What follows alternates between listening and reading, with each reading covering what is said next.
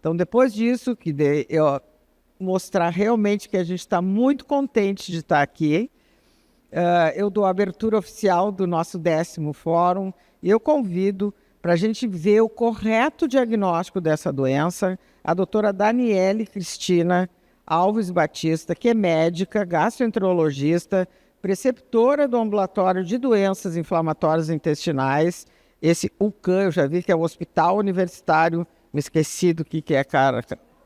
Não, mas eu me esqueci, Cassiane de Moraes, é médica, coordenadora do Ambulatório, então, de Doenças Inflamatórias Intestinais, também de São Bernardo, membro também faz parte do GDIB, e muito obrigado, Daniele. Bom dia, estou muito feliz em falar hoje, em falar para o foco dos nossos estudos, né, que são vocês, são os pacientes, é por vocês que a gente se aperfeiçoa todos os dias, que a gente se interessa em conhecer a doença, e eu falo muito com meus pacientes. Eu acho que vocês têm que saber da sua doença, vocês têm que entender por que eu pedi o exame, por que faz esse exame, por que eu não faço esse exame. Isso dá o diagnóstico, isso não dá o diagnóstico. E, às vezes, você saber da doença, você vai ajudar outra pessoa que ainda não teve acesso a um médico, a um profissional de saúde, falar, olha, isso aí é um sinal de alarme, isso aí você tem que procurar alguém para te ajudar, porque isso aí você precisa investigar. Então, isso que eu vou tentar passar para vocês, deixei da forma mais simples possível, porque, como foi falado anteriormente, muitas vezes vocês entram no consultório, a gente fala um monte de palavra difícil, e vocês ficam com vergonha de perguntar, eu vou fazer isso, é uma pergunta burra, eu vou fazer para o meu médico. Nenhuma pergunta é burra, toda pergunta é pertinente. Então, não saiam do consultório com dúvida, não saiam hoje daqui com dúvida, vocês podem perguntar, ficam à vontade, tá?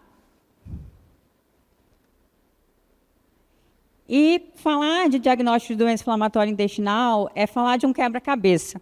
A gente junta várias peças para que, no final, a gente tenha esse diagnóstico. E cada peça dessa é muito importante para nós. As doenças inflamatórias, elas são doenças crônicas e elas têm muitos fatores associados a elas.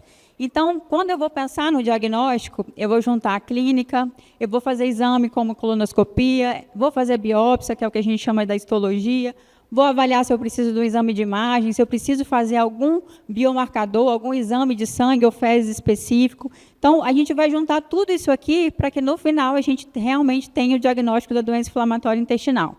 E quais são as doenças inflamatórias intestinais? Então, a gente tem a doença de Crohn e a retocolite, são doenças primas, mas ela tem algumas diferenças entre elas. Então, quando a gente fala de doença de Crohn, é uma doença que ela pode afetar da boca até o ânus, e é uma doença que ela é salteada, então ela tem áreas de inflamação e áreas de intestino normal, tá? Ela pode ter algumas complicações, como as fístulas, que são comunicações ou entre partes do intestino, ou entre o intestino e alguns outros órgãos, e a gente pode ter estenose, que é a diminuição do tamanho do intestino.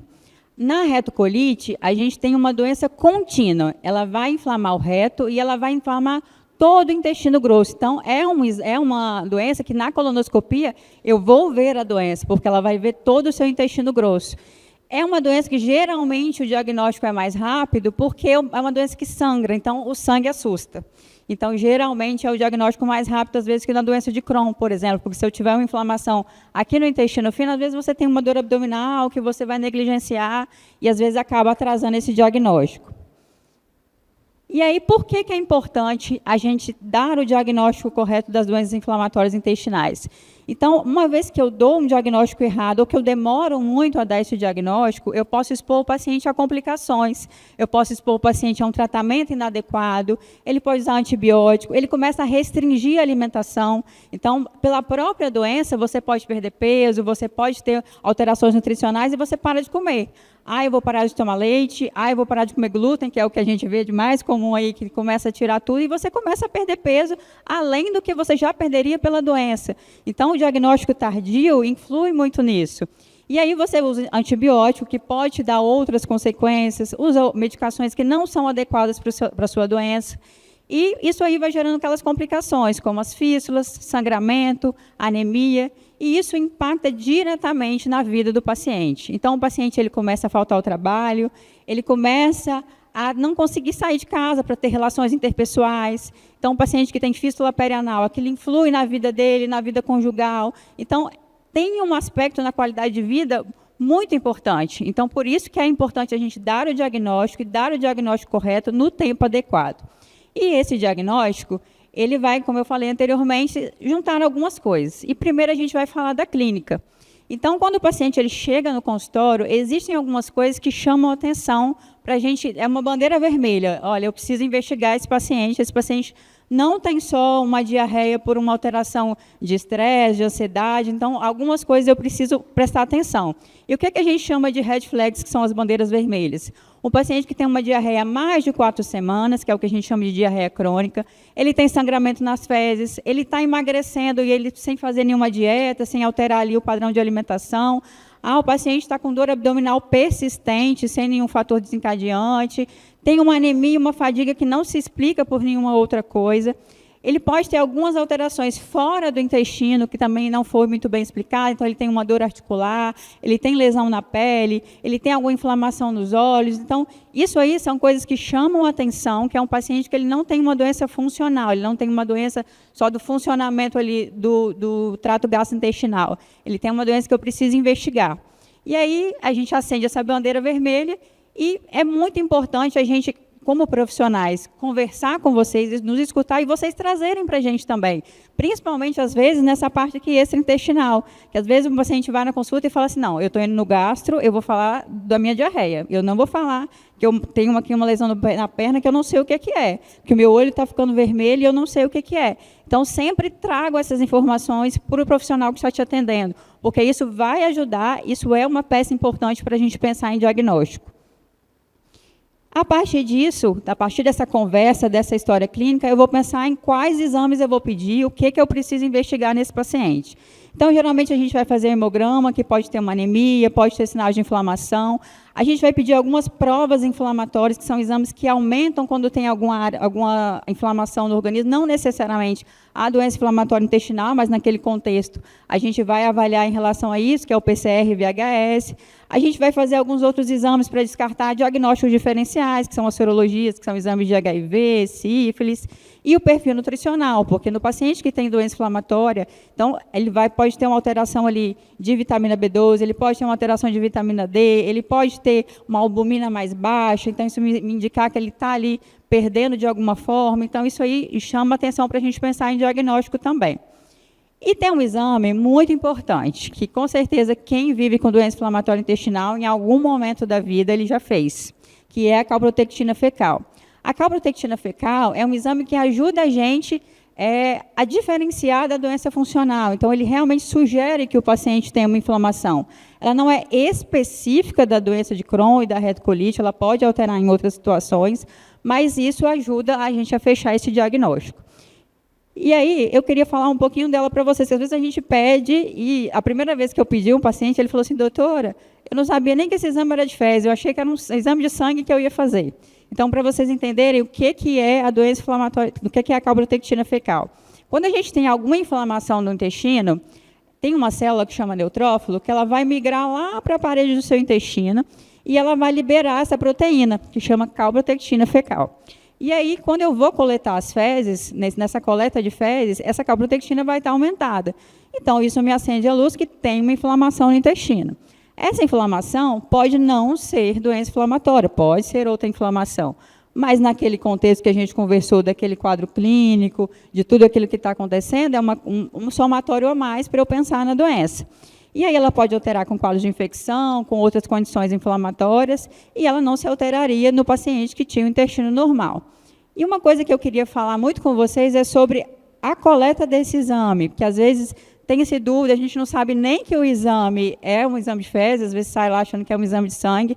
Então, isso é importante, alguns passos, para vocês coletarem da forma mais correta possível, para a gente ter um resultado fidedigno. Então, primeira coisa, evitar coletar as fezes junto com a urina ou deixar as fezes caírem no vaso para coletar junto com aquele líquido do vaso. Então, tentar coletar da forma mais estéril possível essas fezes, tá? Então, vai evitar a contaminação. Geralmente, o laboratório ele dá um kitzinho para você coletar. Então, você vai coletar e colocar nesse pote específico. Se possível, né, você tentar pegar amostras diferentes ali das fezes, porque pegar áreas ali diferentes, então isso ajuda também no diagnóstico. Coletei as fezes, não consigo levar na hora ali no laboratório. Geralmente, a gente pede para levar entre 2 e 3 horas após a coleta. Se não conseguir, deixar refrigerado, não congelar, tá? Isso é importante, deixar só refrigerado ali na geladeira até 72 horas, na temperatura ambiente, evitar deixar por tempos prolongados, tá? Informar para o seu médico se você coletou esse exame na vigência de uso de algumas medicações, como o anti-inflamatório, os IBPs, que são os omeprazol, pantoprazol, isso pode interferir no resultado ali da coleta, então interferir no diagnóstico. Então, a partir disso, é muito importante você ter esse passo a passo para que o exame seja fidedigno e a gente consiga interpretar ele numa luz correta para ter o seu diagnóstico. E o padrão ouro, que é o exame que o paciente mais tem receio de fazer, é a colonoscopia. Esse exame ele vai olhar mesmo a doença do paciente. Então, eu vou entrar ali pelo intestino e vou olhar a área de inflamação. Na retocolite, como a gente viu, é uma doença do cólon, que é o intestino grosso. Então, a colonoscopia, ela vê todo o seu intestino grosso e vê um pedacinho do delgado, que é o intestino fino. Então, a retocolite, ela vai fechar o seu diagnóstico se a gente tiver, porque ela vai olhar. Então, eu vou entrar, tem uma inflamação ali contínua, tem áreas de úlcera, inflamação, então isso vai ajudar a gente a fechar esse diagnóstico.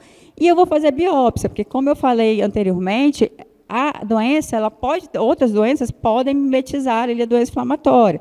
O paciente tem alguma inflamação, alguma infecção, então a biópsia também é muito importante nesse contexto da colonoscopia. Quando a gente fala lá em doença de Crohn, aqui é uma colonoscopia num paciente que, olha, a gente vê aqui, é um intestino normal e aqui é uma área de ulceração. Então, como a gente falou, áreas polpadas e áreas inflamadas. Aqui, ó, a gente vê um intestino normal e aqui áreas de inflamação, uma úlcera grande aqui. Então, na colonoscopia, a gente consegue ter essa avaliação. No caso da retocolite, aqui tem uma classificação endoscópica, que a gente avalia, mas aqui é um exame totalmente normal, um exame que só tem um vermelho, aqui tem umas erosões, com essas áreas mais branquinhas, e aqui já tem uma úlcera. Então, isso vai permitir a gente pensar e aventar a hipótese da doença inflamatória intestinal. Quando eu falo de biópsia, a gente vai tirar um pedacinho lá daquele machucado que a gente viu ali naquela foto, vai mandar para um laboratório, eles vão olhar no microscópio, para ver se realmente tem características. Geralmente, não vai vir escrito lá para a gente na biópsia assim, doença de Crohn, retocolite, porque a inflamação, às vezes, é inespecífica, não tem algo que vai me definir isso, mas é importante para a gente excluir outras coisas. Então, perdão, voltou. Para a gente excluir outros diagnósticos. Então, é muito importante que realmente se faça a biópsia. Granuloma é uma alteração que pode ter, então, quando a gente tira, esse é o aspecto lá no microscópio, que é uma alteração, como se o seu organismo ele fizesse uma barreira de defesa contra a inflamação, e na doença inflamatória isso está muito exacerbado. Então, aí a gente forma esse que a gente chama de granuloma. E quando eu não tenho biópsia, o diagnóstico pode ser incompleto, justamente por isso, porque eu posso ter uma inflamação, uma infecção por algum outro motivo, e aí eu estou deixando de diagnosticar porque eu não tinha aquela biópsia. E os exames de imagem, a gente tem a ressonância, a tomografia, o ultrassom intestinal, são exames muito importantes no diagnóstico, principalmente quando eu falo de doença de Crohn e quando eu falo de complicação. Por quê? A retocolite, como a gente conversou, a colonoscopia vai entrar e vai ver todo o cólon. Na doença de Crohn, se eu tenho inflamação só no intestino delgado, que é o intestino fino, eu talvez não consiga acessar. E aí esse exame de imagem vai me permitir fazer essa avaliação. Então, aqui a gente tem uma imagem de ressonância, de ultrassom intestinal, e aí aqui tem uma parede um pouco mais espessada, tanto no ultrassom quanto na ressonância, e aí o médico vai avaliar e ver que ele realmente tinha uma inflamação no intestino delgado, que é um intestino que às vezes a gente não consegue acessar por exame, e a gente ter esse diagnóstico também. Se o paciente tiver fístula, se tiver alguma complicação com abscesso, a gente consegue avaliar também a partir desses exames de imagem. Então, são exames também importantes nesse fechamento de diagnóstico. E aí, sempre excluir outras causas. Isso é muito importante, tanto que a gente pontuou em relação à biópsia. Então, o paciente ele pode ter doenças que mimetizam uma doença inflamatória intestinal. Então, algumas infecções intestinais, como, por exemplo, tuberculose intestinal, a gente pode ter tuberculose no intestino, então, isso ajuda a gente também no diagnóstico com a biópsia. As parasitoses, infecção pelo Clostridium, que é uma bactéria que também pode gerar inflamação intestinal. Então, a gente faz exame de fezes nesse contexto também de excluir essa infecção. Uso de algumas medicações, então sempre relatem o uso de medicações para o seu médico. Tá? É um remédio que eu uso para dor de cabeça, igual anti-inflamatório, que é muito comum, nimesulida, ibuprofeno, e ele pode formar úlcera no intestino e mimetizar uma doença inflamatória intestinal. Então, é importante você falar isso para o seu médico, todos os remédios que você faz uso, para a gente excluir esse diagnóstico. E aí, a partir disso, eu junto as peças daquele quebra-cabeça e eu vou chegar no diagnóstico e vou fechar o diagnóstico como doença inflamatória intestinal, como alguma outra doença, e aí, a partir disso, fazer o seu tratamento adequado. Então, o que eu queria deixar de mensagem para vocês? Então, o diagnóstico não é feito por um único exame. Eu sei que a gente tem muita ansiedade de descobrir o que a gente tem, como é que a gente vai tratar, o que está acontecendo. Então, é importante, lógico, a gente fazer isso num tempo hábil, mas é importante fazer isso com calma e com cuidado, para a gente não te dar um diagnóstico que não é seu e te dar um tratamento, às vezes, até inadequado. Por exemplo, se você tem uma tuberculose intestinal, se eu te dou um remédio para a doença de Crohn e retocolite, isso pode gerar uma complicação gravíssima e levar até a óbito. Então, por isso que é importante a gente ter calma nesse diagnóstico. A colonoscopia é um exame muito importante, é o que vai te ajudar ali a fechar o diagnóstico. As imagens vai complementar, principalmente na doença de Crohn, e o diagnóstico correto vai, né, evitar tratamentos inadequados, complicações e outras coisas. E como mensagem final, o que eu queria falar? Que o diagnóstico correto é investigação cuidadosa, então, passar por esses passos, ter essa investigação com cuidado com o paciente e informação, paciência e parceria com a sua equipe são muito importantes. Então, confie no profissional que você está acompanhando. Se você tem dúvida, é exatamente o que as meninas falaram. Procure se informar, leve para ele suas dúvidas, para que a gente, no final, tenha o diagnóstico correto e passe para um tratamento correto também. Obrigada.